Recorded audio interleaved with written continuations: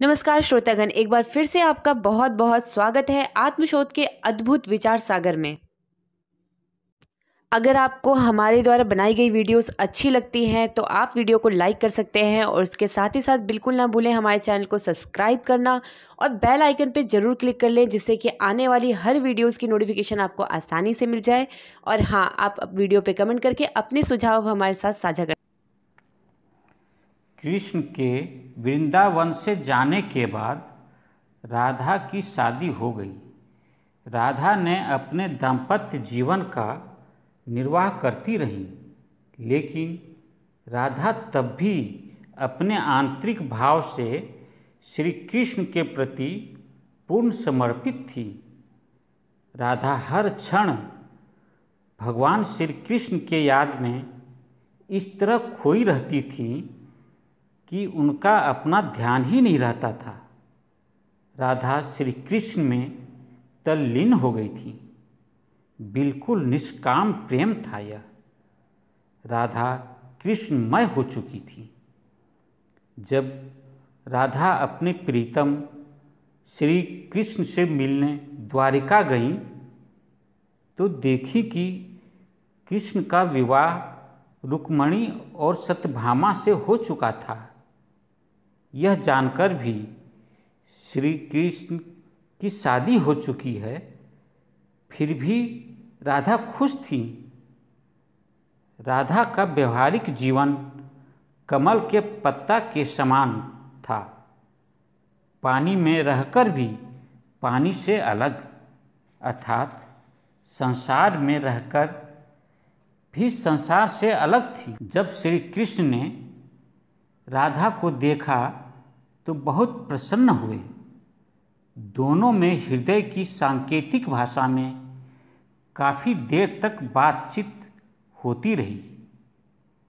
राधा के आग्रह पर श्री कृष्ण ने अपने महल में देविका के रूप में रख लिया।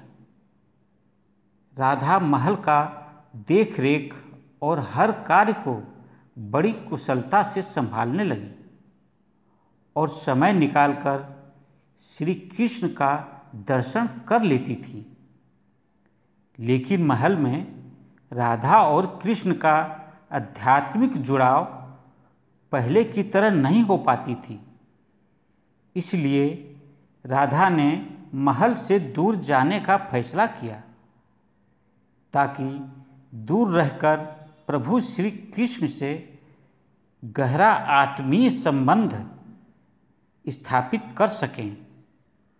लेकिन राधा कहाँ जाएंगी, उस गंतव्य स्थान का पता नहीं था, परंतु श्री कृष्ण जानते थे। समय बीतता गया। राधा अकेली और बिल्कुल कमज़ोर हो चुकी थी। अब राधा को श्री कृष्ण की आवश्यकता महसूस होने लगी।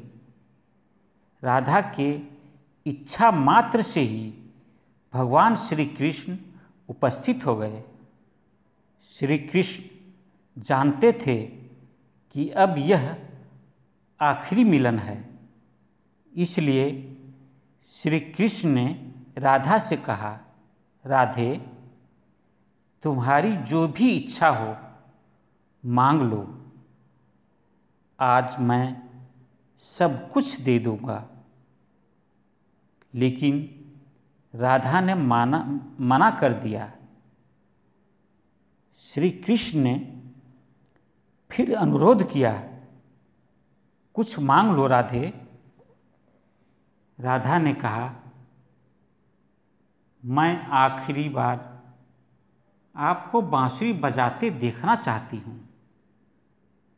प्रभु श्री कृष्ण बांसुरी को अपने अधरों से लगा लिया और बहुत ही सुंदर और सुरीली धुन बजाने लगे। श्री कृष्ण ने पूरा दिन और पूरी रात बांसुरी बजाते रहे। राधा बांसुरी की धुन सुनते सुनते अपना शरीर त्याग दी। श्री कृष्ण तो भूत, वर्तमान और भविष्य के ज्ञाता थे। प्रभु श्री कृष्ण जानते थे कि यह मेरा प्रेम अमर है, फिर भी राधा की मृत्यु बर्दाश्त नहीं कर सके। अपने प्रेम का प्रतीक बांसुरी को तोड़कर झाड़ी में फेंक दिए। इसके बाद श्री कृष्ण अपने जीवन में फिर कभी बांसुरी या कोई अन्य वाद्य यंत्र को स्पर्श नहीं किए।